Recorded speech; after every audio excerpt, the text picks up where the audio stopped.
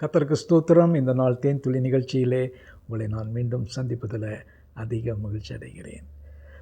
இந்த நாளில் கூட ஒரு மனிதன் இந்த உலகத்தில் பிறக்கப் போகிறான் என்று சொன்னால் எந்த ஒரு மனிதனும் முன்கூட்டியே இந்த காலகட்டத்தில் இந்த உலகிலுள்ள ஒரு பகுதியில் ஒரு நகரம், ஒரு ஊர் என்று குறித்து இந்த இடத்துல தான் பிறப்பான் என்று சொல்லவில்லை. ஆனால் குறிப்பாக இயேசு இந்த உலகத்தில் பிறந்த பொழுது அவர் எங்கே பிறப்பார் என்பதை குறித்து மிக தெளிவாக சொல்லியிருக்கிறது. பெத்லகேமிலே பிறந்தார் என்று நமக்கு நன்றாக தெரியும், வேதத்தை படித்திருக்கிறதுனால.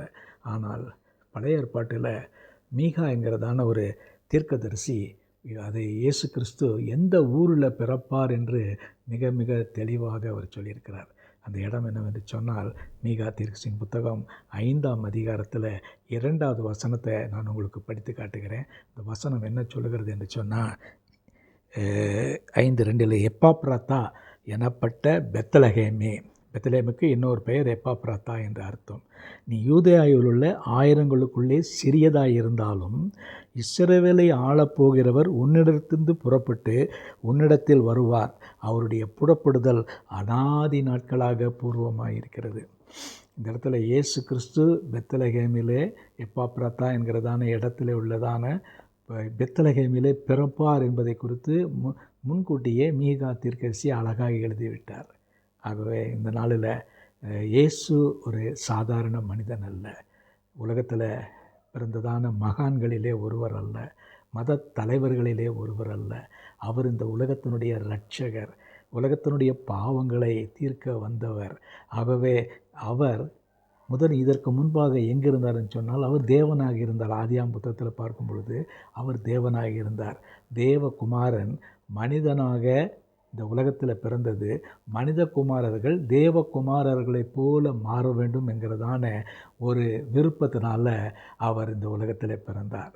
இயேசு வருடம் அவருடைய கிறிஸ்மஸ் பண்டிகையை நம்ம கொண்டாடுகிறோம், மகிழுகிறோம், சந்தோஷப்படுகிறோம். அநேகருக்கு இந்த பரிசுகளை எல்லாம் கொடுக்கிறோம், ஆராதனைகளுக்கு செல்கிறோம், கேரல் சிங்கிங் பண்ணுகிறோம், பல காரியங்களெல்லாம் நடக்கிறது.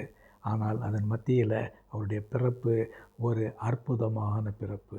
இந்த இயேசு என்கிறவர் உலகத்தில் பெத்லகேமில் தான் பிறப்பார் என்பதை குறித்து தீர்க்கதரிசி முன்கூட்டியாய் சொல்லியிருக்கிறார். ஆகவே இதை குறித்து நாம் சந்தோஷப்பட வேண்டும், மகிழ்ச்சி அடைய வேண்டும். இந்த கிறிஸ்மஸ் காலத்தில் இயேசு பெத்லகேமில் உங்களுக்கும் எனக்குமாக ஒரு குழந்தையாக, தேவ குழந்தை, சாதாரண மனித உருவில் முன்னணியில் பிறந்து இந்த உலகத்தில் பாவத்தை நீக்குவதற்காக வந்த இரட்சகர் என்பதை நாம் அறிந்து கொள்ள வேண்டும். அதற்காக இந்த கிறிஸ்மஸ் காலம் நமக்கு மிகுந்த ஒரு சந்தோஷமான, ஒரு மகிழ்ச்சியான ஒரு காலமாக இருக்கும். ஆகவே இந்த நாளில் பெத்லகேமிலே பிறந்ததான இயேசுவை முன்குறித்து சொன்னதான இந்த வார்த்தையை குறித்து அவருக்கு நன்றி செலுத்தி அவரிடத்தில் நாம் இன்னும் அதிகமாக கிட்டி சேருவோம். நல்ல ஆண்டவரே, உம்மை நன்றியோடு துதிக்கிறோம், ஸ்தோத்திரிக்கிறோம். இந்த வேளையில் கூட விசேஷமாக இயேசு ஆண்டவரே, நீர் எந்த ஊரில் எந்த பகுதியில் பிறப்புக்கு போகிறீர் என்பதை குறித்து மிக தெளிவாக வேதத்தில் நாங்கள் அறிந்து கொண்டதற்காக ஸ்தோத்திரம். ஆசீர்வதியும். பெத்லகேமில் பிறந்த இயேசுவை நாங்கள் சாஷ்டாங்கமாய் வணங்கி ஆண்டவரே உண்மையே ஆண்டவர் என்று அறிக்கை செய்ய எங்களுக்கு உதவி செய்யுங்க. மீட்பர் இயேசுவின் நாமத்தில் ஜெபிக்கிறோம் நல்ல பிதாவே. ஆமேன், ஆமேன். கர்த்தர் உங்களை ஆசீர்வதிப்பாராக. இந்த நாள் உங்களுக்கு ஒரு மகிழ்ச்சியும் சந்தோஷமான ஒரு நாளாக அமையட்டும்.